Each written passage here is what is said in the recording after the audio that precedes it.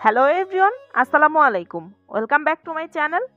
প্রতিদিনের ইফতার টেবিলে আমাদের কিন্তু পেঁয়াজু, আলুর চপ, বেগুনি, ছোলা এগুলো একটা কমন খাবার। অনেকেই পছন্দ করেন ইফতার টেবিলে আনকমন বা দারুণ মজার যে কোনো একটা ইফতার আইটেম রাখতে। আর প্রতিদিন দেখা যায় যে নানা ধরনের ইফতারি তৈরি করে কিন্তু টেবিলে পরিবেশন করাও সম্ভব হয়ে ওঠে না। তাই আজকে চিকেন দিয়ে দারুণ মজার 5টা ইফতার আইটেম আপনাদের সাথে ফ্রোজেন করে শেয়ার করছি। প্রতিটা আইটেম কিন্তু একদম সহজভাবে তৈরি করে নেওয়া যায়। কেউ যদি চান একটা দুইটা আইটেম কিন্তু প্রতিদিন এমনিতেও তৈরি করতে পারবেন। তবে চাইলে কিন্তু ঝামেলা কমানোর জন্য পুরো রোজার মাসের ইফতার একবারে তৈরি করে সংরক্ষণ করে রাখতে পারেন। প্রথমেই এখানে একটা মিক্সিং বোলের মধ্যে মুরগির বুকের মাংস নিয়ে নিয়েছি 2 পিস, আর সেগুলোকে এরকম একটু মোটা মোটা লম্বা লম্বা করে কেটে নিয়েছি। এর মধ্যে দিয়ে দিচ্ছি একটা ডিম। আর এই চিকেনের মধ্যে যাতে কোনো রকমের পানি না থাকে সেই দিকটা কিন্তু অবশ্যই লক্ষ্য রাখতে হবে। 1 চা চামচ দিয়ে দিয়েছি লাল মরিচের গুঁড়া, আর আধা চা চামচ করে এখানে আমি ব্যবহার করেছি ধনিয়ার গুঁড়া, ভাজা জিরার গুঁড়া এবং গরম মশলার গুঁড়া। 1/4 চা চামচের থেকে সামান্য একটু বেশি গোলমরিচের গুঁড়া এখানে ব্যবহার করেছি। আর আদা রসুন বাটা দিয়ে দিচ্ছি আধা টেবিল চামচ পরিমাণ। সয়া সস ব্যবহার করেছি 1 টেবিল চামচ পরিমাণ, সেই সাথে টমেটো সস দিয়ে দিচ্ছি এখানে 1 টেবিল চামচ পরিমাণ। 1 টেবিল চামচের মতো লেবুর রস দিয়ে এবং সামান্য একটু লবণ দিয়ে এই সব কিছুকে এখন খুব সুন্দর মতো একসাথে মিশিয়ে নিতে হবে। লবণটা অবশ্যই একটু বুঝে ব্যবহার করবেন, যেহেতু সয়া সসে লবণ থাকে। আর মেশানোর সুবিধার্থে আমি এগুলোকে চামচ বাদ দিয়ে হাত দিয়েই সুন্দর মতো মিশিয়ে নিয়ে ম্যারিনেট করে রেখে দিয়েছি প্রায় 15 থেকে 20 মিনিটের জন্য। হাতে যদি সময় থাকে সেক্ষেত্রে কিন্তু এগুলোকে আধা ঘন্টার জন্য ম্যারিনেট করে রাখা যাবে। এই ফাঁকে আমি বাহিরের যে কোটিংগুলো করব সেগুলো রেডি করে নিচ্ছি। আপনারা কিন্তু একসাথে এরকম বেশি করে চিকেন ম্যারিনেট করে এই একই চিকেন দিয়ে কিন্তু দারুণ মজার 2 রকমের চিকেন ফ্রাই তৈরি করে নিতে পারবেন। প্রথমেই একটা পদ্ধতি শেয়ার করছি, আর এখানে আমি রেডিমেড যে অন্থনের শীটগুলো পাওয়া যায় সেই শীটগুলো ব্যবহার করছি। আর 2টা শীট একসাথে নিয়ে প্রথমে লম্বালম্বি করে কেটে নিয়ে এরপর মাঝখান থেকে কেটে নিচ্ছি। এরপরে এগুলোকে যতটা সম্ভব চিকন করে কেটে নিতে হবে। আপনারা চাইলে ছুরি বা কাঁচি যে কোনোটা দিয়েই কিন্তু কেটে নিতে পারবেন। আর আমি টোটাল 12 থেকে 14টার মতো অন্থনের শীট এরকম চিকন চিকন করে কেটে নিচ্ছি। আর এগুলোকে হাত দিয়ে এরকম একটু আলতো হাতে ঘষে নিলেই দেখবেন যে সুন্দর মতো প্রতিটা কিন্তু আলাদা হয়ে যাবে।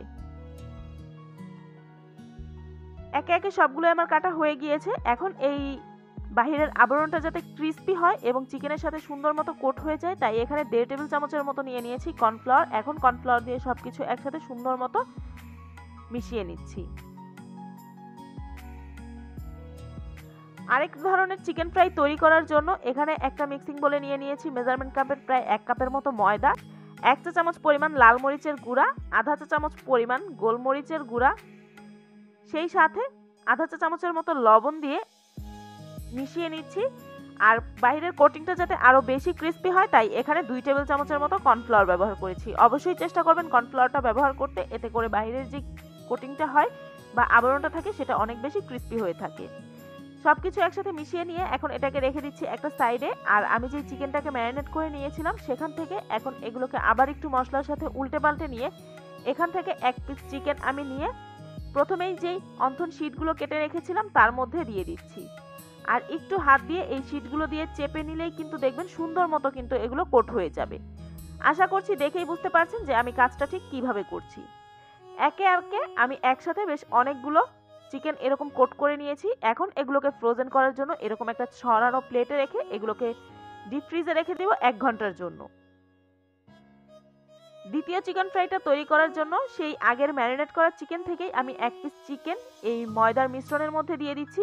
আর খুব বেশি চাপাচাপি করে কিন্তু এই কোটিংগুলো করা যাবে না, এতে করে দেখবেন যে কোটিংটা সুন্দর হবে না। তাই আলতো হাতে প্রেস করে করে এই কোটিংগুলো করে নিতে হবে। আর এরপরে ঝেড়ে এক্সট্রা ময়দাটা ফেলে দিতে হবে। এগুলোকে একটা ছড়ানো প্লেটে নিয়ে এখন এগুলোকে ডিপ ফ্রিজে রেখে দিব 1 থেকে 1.5 ঘন্টার জন্য, যাতে করে সুন্দর মতো সেট হয়ে যায়। এরপরে এই প্রতিটা আইটেম কিন্তু আলাদা আলাদা জিপলক ব্যাগ বা এয়ারটাইট বক্সে ভরে সংরক্ষণ করতে পারবেন প্রায় 1 থেকে 1.5 মাসের জন্য। এখন তৈরি করে নিচ্ছি দারুণ মজার অন্থন। এজন্য আমি এরকম ছোট ছোট টুকরো করে কাটা চিকেন নিয়ে নিয়েছি মেজারমেন্ট কাপের 1 কাপের মতো। দিয়ে দিচ্ছি 1/4 চা চামচ পরিমাণ গোলমরিচের গুঁড়া, সেই সাথে আধা চা চামচ পরিমাণ লাল মরিচের গুঁড়া, দিয়ে দিচ্ছি 1/4 চা চামচের মতো লবণ। যেহেতু সয়া সস ব্যবহার করব তাই লবণটা একটু বুঝে ব্যবহার করতে হবে। 2টার মতো কাঁচামরিচ কুচি এখানে আমি ব্যবহার করেছি। সেই সাথে একটা বড় সাইজের পেঁয়াজ পাতা এখানে আমি কেটে ব্যবহার করেছি। আদা রসুন বাটা ব্যবহার করেছি 1/2 টেবিল চামচের মতো। সয়া সস দিয়ে দিচ্ছি এখানে 1 টেবিল চামচের মতো। এখন এই সব কিছুকে সুন্দর মতো একসাথে ব্লেন্ড করে নিব। আপনারা চাইলে কিন্তু ছুরির সাহায্যে মিহি চপ করেও এটাকে পুর হিসেবে ব্যবহার করতে পারবেন। এখন অন্থনগুলো তৈরি করে নেওয়ার পালা। আজকের অন্থনগুলো তৈরি করার জন্য আমি রেডিমেড যে শীটগুলো পাওয়া যায় অন্থনের, যেটা দিয়ে একটু আগেই আমরা থ্রেড চিকেন ফ্রাই তৈরি করেছি, এগুলো কিন্তু আপনারা যে কোনো বড় মুদি দোকান বা সুপার শপে খুব সহজেই ফ্রোজেন এই শীটগুলো কিনতে পেয়ে যাবেন। এখন একটা শীট নিয়ে এর মধ্যে একটা ব্রাশের সাহায্যে পানি আমি ব্রাশ করে নিচ্ছি। আর এই শীটগুলোর জন্য কিন্তু আলাদা করে ময়দার মিশ্রণ তৈরি করে আঠার কাজটা করতে হয় না, পানি দিয়ে করলেই দেখবেন সুন্দর মতো এগুলো সিল হয়ে যায়। অন্থনের ভাঁজটা বলে বোঝানোর কিছু নেই, আশা করছি আপনারা দেখেই বুঝতে পারছেন যে আমি এই অন্থনের ভাঁজগুলো ঠিক কিভাবে দিয়ে নিচ্ছি। আপনাদের সুবিধার্থে আমি একে একে 2টা অন্থন তৈরি করে দেখিয়ে দিচ্ছি। আর যেই ফ্রোজেন রেসিপিগুলো আজকে আপনাদের সাথে শেয়ার করছি, আপনারা চাইলে কিন্তু প্রতিটা বক্স বা জিপলক ব্যাগের মধ্যে একদিন আপনাদের যতগুলো প্রয়োজন ঠিক ওইভাবে সবগুলো আইটেম নিজেদের পছন্দ মতো পরিমাণে রেখে এগুলোকে ফ্রোজেন করতে পারেন। আবার চাইলে প্রতিটা আইটেম কিন্তু আলাদা আলাদা জিপলক ব্যাগ বা এয়ারটাইট বক্সে ভরে সংরক্ষণ করতে পারবেন। একে একে সবগুলো অন্থন আমার তৈরি করা হয়ে গিয়েছে। এখন এগুলোকে একটা ছড়ানো প্লেটে করে রেখে দিচ্ছি ডিপ ফ্রিজে, যাতে করে এটা কিছুটা শক্ত হয়ে যায়। এখন তৈরি করে নেওয়ার পালা চিকেন রোল। এখানে আমি 1.5 কাপের মতো মুরগির মাংস নিয়ে এর মধ্যে 1 চা চামচ করে দিয়ে দিয়েছি লাল মরিচের গুঁড়া, ধনিয়ার গুঁড়া, জিরার গুঁড়া এবং গরম মশলার গুঁড়া। আদা রসুন বাটা ব্যবহার করেছি 1 টেবিল চামচ, সয়া সস ব্যবহার করেছি 1 টেবিল চামচ। স্বাদ মতো কিছুটা লবণ দিয়ে এটাকে মেখে একটা সাইডে রেখে দিচ্ছি প্রায় 15 থেকে 20 মিনিটের জন্য। এখন এই রোলের যে শীটগুলো আছে সেগুলো তৈরি করে নিচ্ছি। এর জন্য একটা মিক্সিং বোলে নিয়ে নিয়েছি রুমের স্বাভাবিক তাপমাত্রার একটা ডিম, তার সাথে 1 টেবিল চামচ লেবুর রস এবং 1 টেবিল চামচ রান্নার রেগুলার তেল এবং 1 চা চামচ ব্যবহার করেছি লবণ। এই সব কিছু একসাথে সুন্দর মতো মিশিয়ে নিয়ে এর মধ্যে দিয়ে দিচ্ছি মেজারমেন্ট কাপের 2 কাপ পরিমাণ ময়দা। রুমের স্বাভাবিক তাপমাত্রার পানি দিয়ে এই মিশ্রণটা তৈরি করে নিতে হবে। পানিটা একবারে না দিয়ে অল্প অল্প করে দিয়ে এইরকমের ঘনত্বের একটা মিশ্রণ তৈরি করে নিতে হবে। আমার এখানে 2 কাপ ময়দার জন্য টোটাল 3 কাপ পানি ব্যবহার করতে হয়েছে। এক ধরনের রোলের জন্য আমি এখান থেকে কিছুটা ময়দার মিশ্রণ অন্য একটা বাটিতে তুলে রাখছি। শীটগুলো তৈরি করার জন্য একটা ফ্রাই প্যানের মধ্যে তেল ব্রাশ করে নিচ্ছি। এখন এর মধ্যে একটা চামচের সাহায্যে মিশ্রণটা দিয়ে সাথে সাথে কিন্তু ঘুরিয়ে নিতে হবে। আর চুলার হিটটা থাকবে মিডিয়াম লোয়ের মাঝামাঝিতে। কয়েক সেকেন্ডের মধ্যেই দেখবেন যে এটা কালারটা এরকম চেঞ্জ হয়ে গিয়েছে। ওই পর্যায়ে এটাকে উল্টে দিয়ে আরো কয়েক সেকেন্ড রেখে এটাকে নামিয়ে নিতে হবে। আর প্রতিটা শীটই কিন্তু আমি এভাবেই তৈরি করে নিয়েছি। কিছুটা ময়দার মিশ্রণ তুলে রাখার পরেও এখানে আমার প্রায় 17 থেকে 18টার মতো শীট হয়েছে। আপনারা যদি সম্পূর্ণ মিশ্রণটা দিয়ে তৈরি করেন সেক্ষেত্রে দেখবেন আরো বেশি শীট তৈরি করে নিতে পারছেন। আর এগুলো ঠিক কতটা পারফেক্ট এবং পাতলা হয়েছে দেখতেই পাচ্ছেন।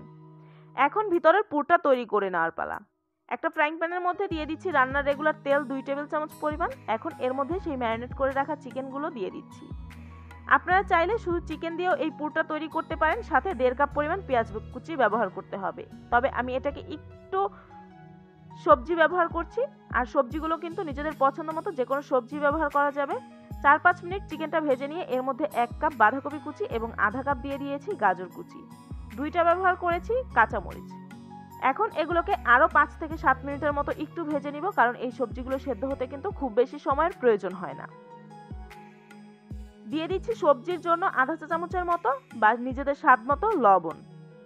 সেই সাথে দিয়ে দিচ্ছি হাফ কাপ পেঁয়াজ কুচি। পেঁয়াজের পরিমাণটা কিন্তু আরো বাড়িয়েও ব্যবহার করতে পারবেন। আধা চা চামচ দিয়ে দিয়েছি গোলমরিচের গুঁড়া, 2 টেবিল চামচ দিয়ে দিয়েছি ধনিয়া পাতা কুচি।